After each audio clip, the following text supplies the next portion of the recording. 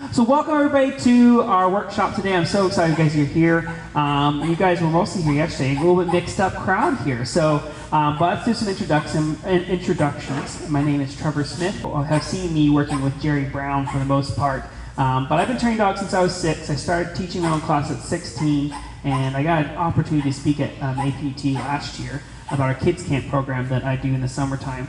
And it's awesome. I love this job. I love working here. I don't see it as a job because it's something I do and I know and I love. My goal and my passion for doing this is to help you guys grow closer to your canine companions. My other passion or other goal I've had in life and I've explored down the road of is, as you can see here, cameras. And I've done a lot of that as well. And I went down that road, down that path, and nothing rang true like dog training has. If I had to do video work for the rest of my life without dog training, I think it'd be miserable. If I had to do dog training and no video work for the rest of my life, I would be okay with that. So I have to have dog training, and it's something I do. My goal, though, is to get you closer to your canine companion.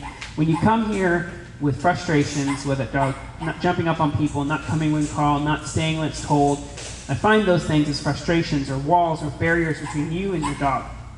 And with my experience and what I've learned over the years, I'm hoping that I can help you tear down those walls, those barriers of frustration, so that you have a better relationship with your dog. And when I get to see that happen on a daily basis, that's my passion, that's my dream, that's my goal, that's just what I do every single day, and that's why I love doing this. So that's what you guys are here for, is I want to work on a couple things with you guys. I have a little kind of notes of things I would love to tackle today. When preparing for this workshop about a month ago, I started looking at everything I wanted to show you guys, everything I wanted to do here, and I was like, 2 hours is not enough.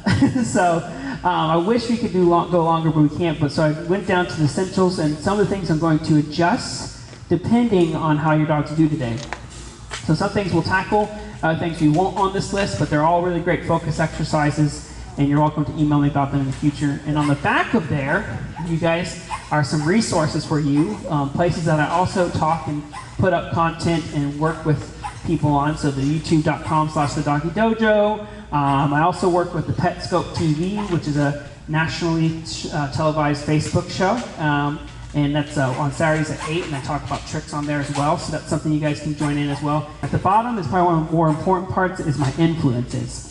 People that I've looked up to over the years, that I've studied from. And the top one on there is my mom, Diana Smith. Some of you guys have met her before. She's gone now. It's like, wait. So, and then going through there, there's Roger Brontes, John Rogerson, Ian Dunbar, Ken Ramirez, Susan Garrett, and of course, as you see at the bottom there, Jerry Brown. So, I've known this guy for 14, almost 15 years now, and that's crazy. And he's taught me a lot in the agility world, and he's very, very smart. He doesn't he says he's not that smart when it comes to obedience, but he really is. He's really a sharp cookie as well. So, all right, let's move forward. So good, guys. Well, what we're going to do is I want to go ahead and just start into training.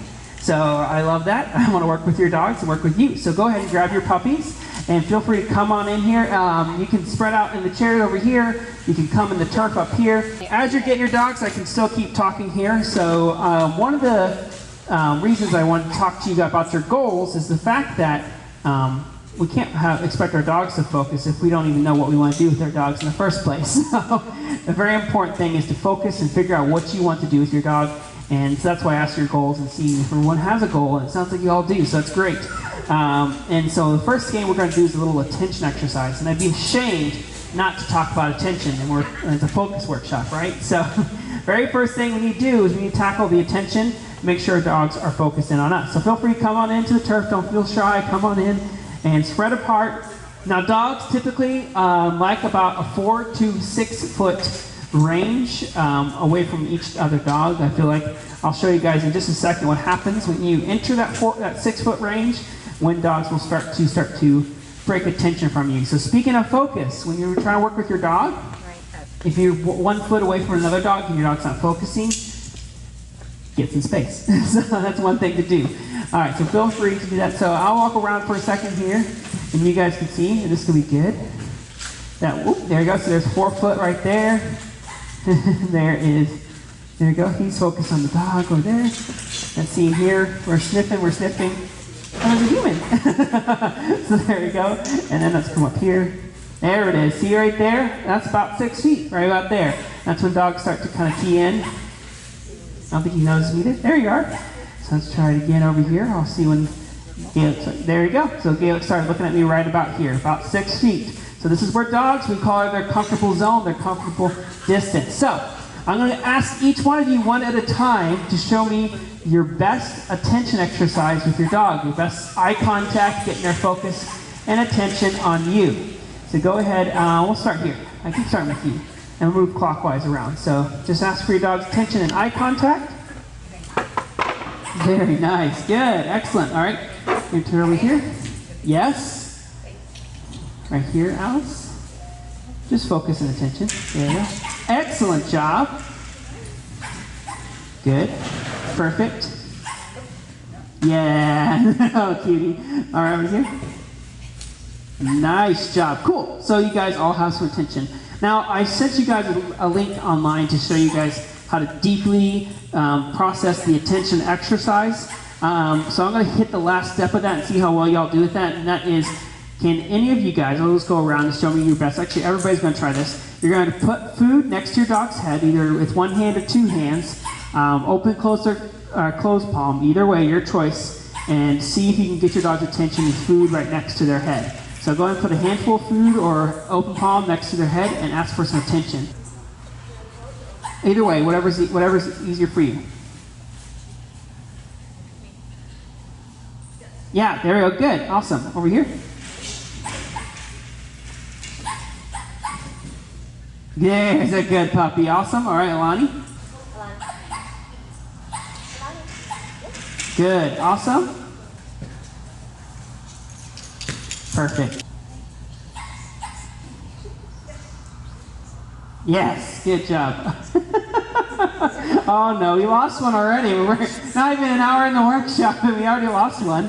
So I didn't give you too much clear direction on purpose. I didn't say hand closed, hand open, far, near, whatever, distance from the head. Why? Because I wanted you to get your dog's attention with food close to their head, if you could, and no matter what it took.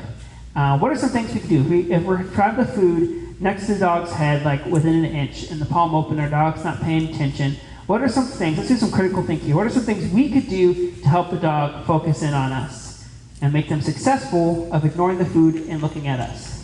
Get in front of their face. Get in front of their face. So you put your body in front of the other dog with the food on the other side. So you'd almost eliminate or almost put the food like on the other side of your body, so behind your back. So that's good. Okay, what else do we do? If we wanted our dog to focus with us with food nearby their head, look, what are some things we could change to make that work? Anybody else? Call their name, good. You can say their name, good. Some things you guys already did, and I started kind of mentioning over here with her puppy. Some of you guys went straight up, hand closed. You know your dog best. I don't know your dog as much as you know your dog. So I asked you to do open palm or closed palm, your choice, you know the best. So if I give you a second shot at this, those that did the closed palm might try an open palm. Now their dog know they can do it right with the closed palm. So you close the palm. You move the hand away. Like over here, we had to move your hand a little bit away. We also had to keep the hand still. When you're moving it around a lot, what do you want? What do you want? What do you want? When you kept it still, he started looking at you.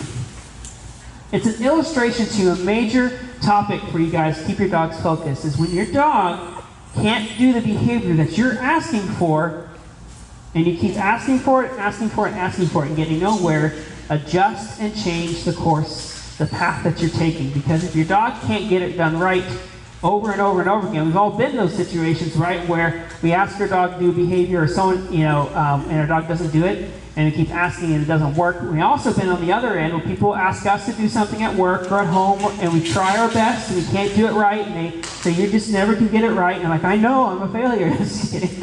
You don't want your dog to be that way. You don't want your dog to think that they're a failure. They're trying. All these dogs here that I've seen thus far are excited to be here and they want to work with you. But there is some concern. There's some faces on here that are like, I don't want to get the wrong answer either. And we don't want them to feel like they're getting the wrong answer. We want them to feel like they're getting the right answer. So think about that when working on attention exercise and trying to keep our dogs focused. All right.